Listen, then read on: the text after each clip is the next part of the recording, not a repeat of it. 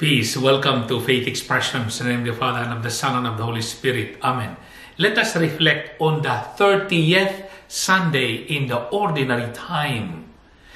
We have to be humble, to accept who we are. We are sinners. We need God. It is only in humbling ourselves and accepting our miserable state that we can be led in the journey of redemption, restoration, renewal. We begin with the gospel. We are very familiar with this gospel, saying about people who are full of themselves. And this is the Pharisee who was praying to God. And instead of praising God, he was actually praising himself. Oh Lord, I am like this, I am like that. I am not like even of that public sinner there. Meanwhile, the public sinner, the tax collector, was bowed low, cannot even look up, but only saying, Lord, be merciful to me, a sinner. And the Lord Jesus said that at the end of their prayer, they went home.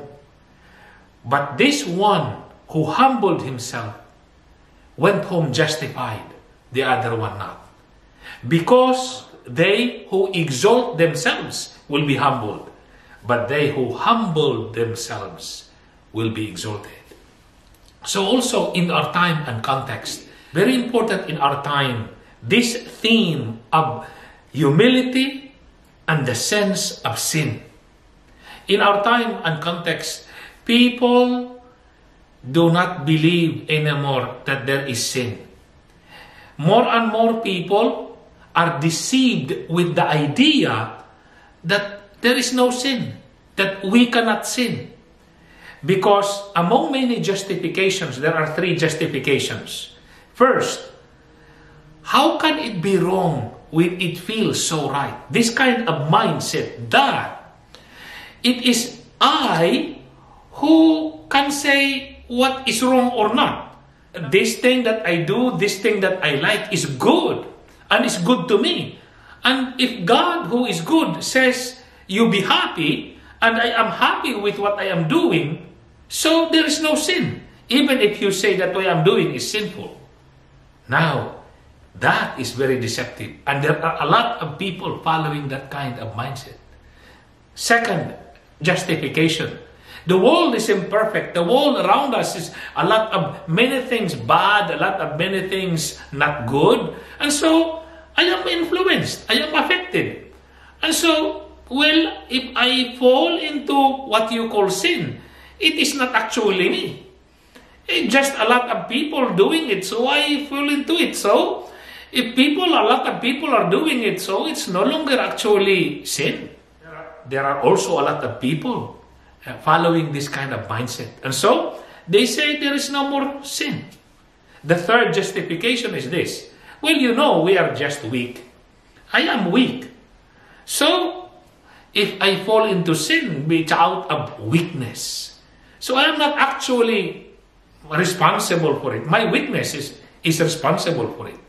You see, this kind of justifications are actually out of arrogance, out of pride. And God, who came into our lives, who came into the world, He became human. So He put into Himself the human weakness.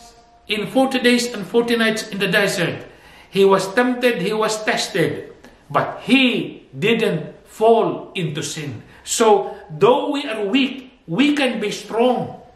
Though there are many bad influences, we can make a choice not to fall into those bad influences.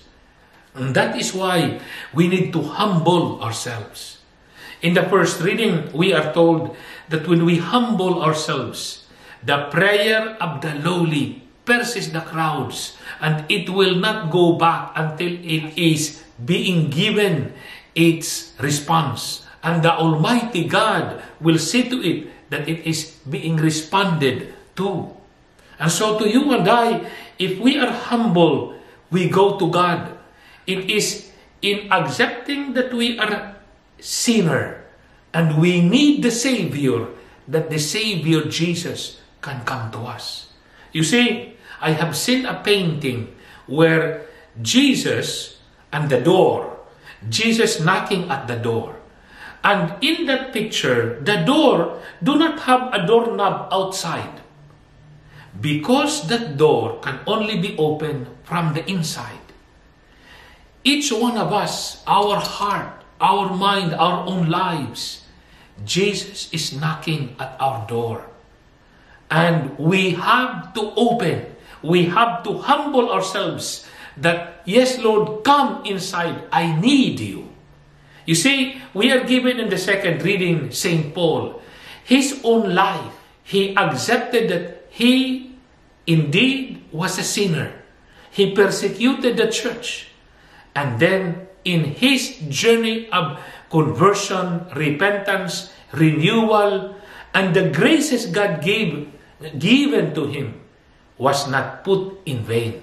He said in the second reading, now my life is being poured out like a libation. I have kept the faith. I have run the race. I have fought the good fight. And now I wait for the crown that is for me.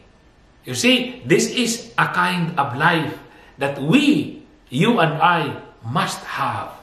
We can defeat all temptations when we put ourselves in the grace of God, in the relationship with Jesus Christ. That is why for this 30th Sunday in the ordinary time, I want us to consider two things concretely. First, indeed, cultivate humility. Humility of heart, with contrition, with repentance. Humility that we accept our nothingness. We are sinners. And in that being a sinner, we need God. We are not enough.